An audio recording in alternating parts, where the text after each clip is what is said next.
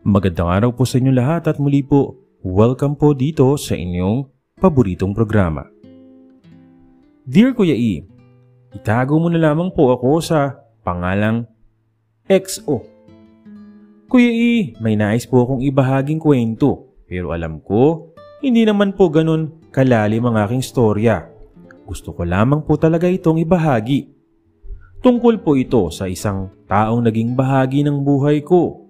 Isang taong naging dahilan kung bakit ako naging matatag at naging dahilan kung bakit ako sumuko sa love.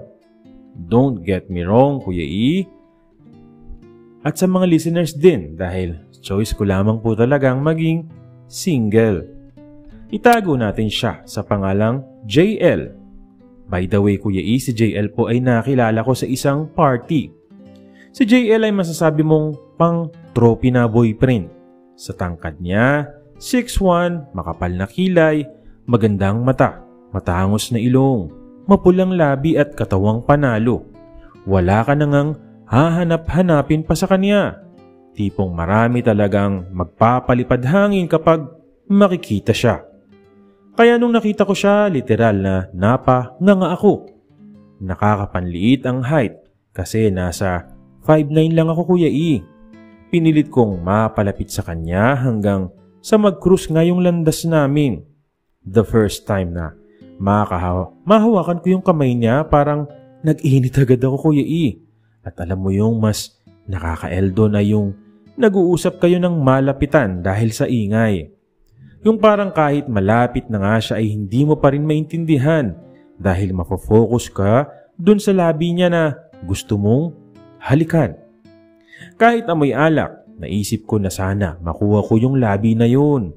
Pero sandali lang yun dahil hindi sila nagtagal ang mga kaibigan niya na mga bisexual din. Pero good thing, we exchanged numbers. That night, hindi na siya naalis sa isip ko. Yung mukhang ganon, hindi mawala-wala pati yung amoy ng hininga niya. Kinabukasan ko siya naisip na i-message Kuya E, pero tinanong niya kung ano daw yung suot ko. Sa dami nga syempre yatang nakausap doon ay mapapatanong siya ng pagkakakilanlan sa akin. Humopya pala ako, pero kahit ganun pa man, go for the gold. Karir kong karir hanggang sa maalala niya ako. Which he did naman. Naging constant textmate kami, Kuya E, at chatmate sa Messenger. Hanggang after a week ay nag-decide na magkita. Ang gusto ko lang ay simpleng pagkikita, Kuya E, humantong sa isang malamig na lugar.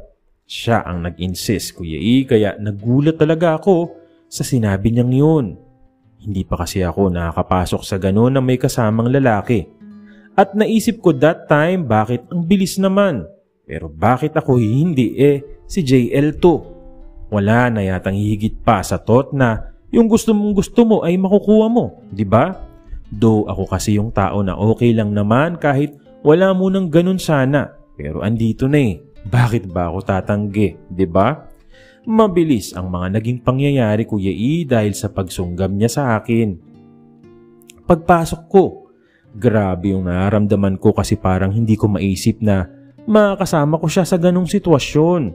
Pero alam mo yung magsisimula ka pa lang sa isang bagay, bago pa lang magpapainit, wala pa yatang 1 minuto, ay bulkan nang sumabog sa kanya. What? Ganun kabilis. Sinabi sa akin ni JL, ganun daw siya and yun ang reason kaya niyaya niya ako sa ganun. Pero hindi para makuha agad, ngunit para malaman ko ang kalagayan niya. Hindi siya makapag-control kahit uminom daw ng mga supplements. Doon sinabi sa akin na gusto niya ako, as in gusto niya na maging boyfriend. Kung matatanggap ko raw siya sa kalagayan niya.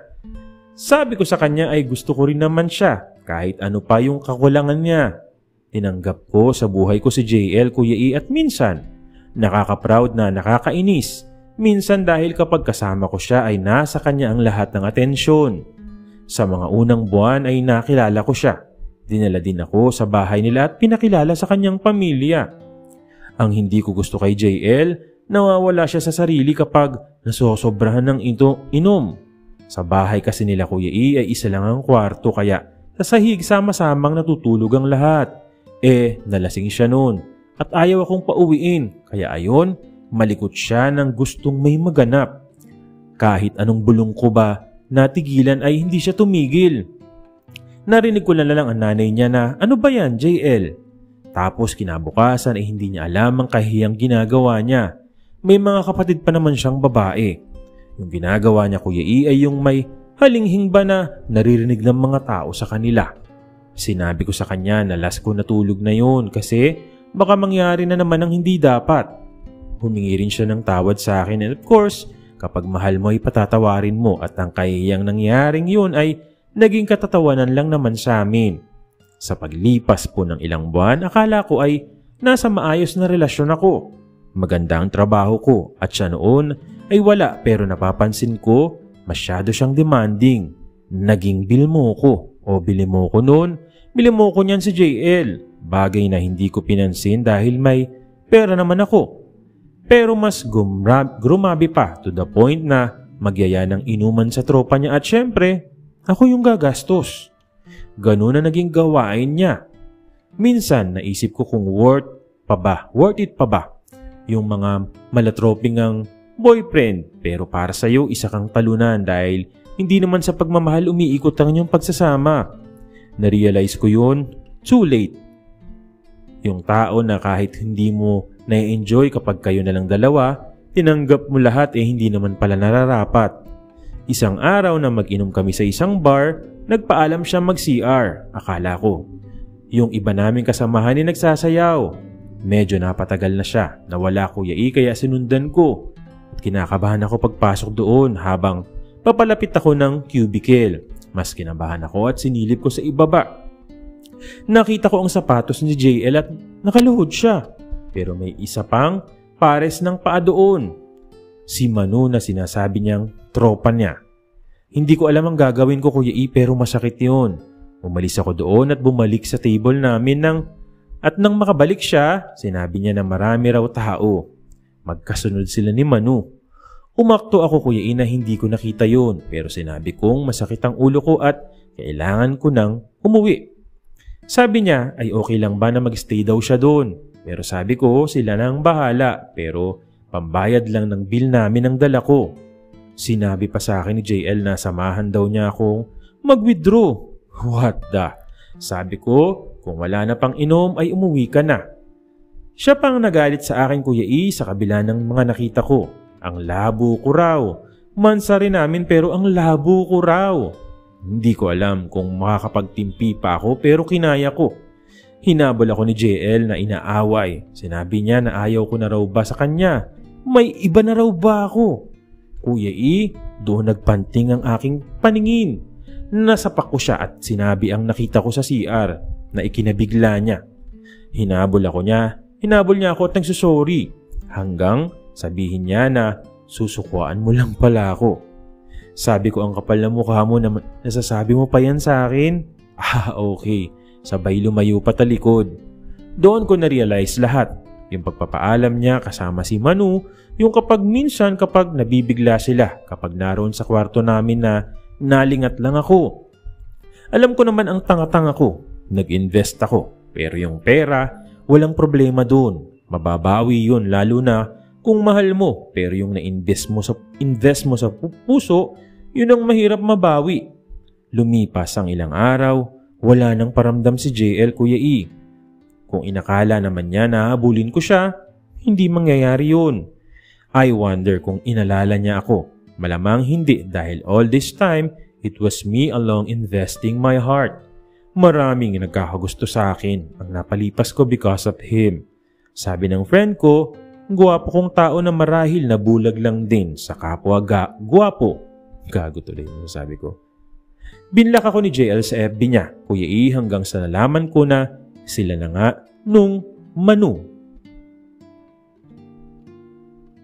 Ginamit lang ako para makalibre sa mga lakad, even mga out of town namin. Naalala ko na naman, yun, lalo na nung nagising ako wala siya dun sa room at bumalik na nagpahangin lang daw. Simula noon hanggang ngayon, tinabangan na ako sa pakikipagrelasyon kahit na may manligaw pa sa akin. Hanggang dito na lamang po.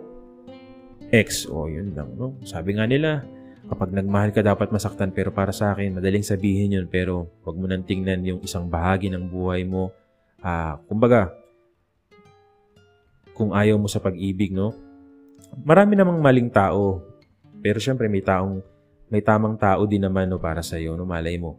Yung mga nagpaparamdam pala sa'yo, sila pala yung mga tamang tao. Well, ganun talaga. Muli, maraming salamat po sa patuloy na sumusubaybay, sumusuporta dito po sa inyong paboritong programa. Maraming salamat po sa inyong lahat.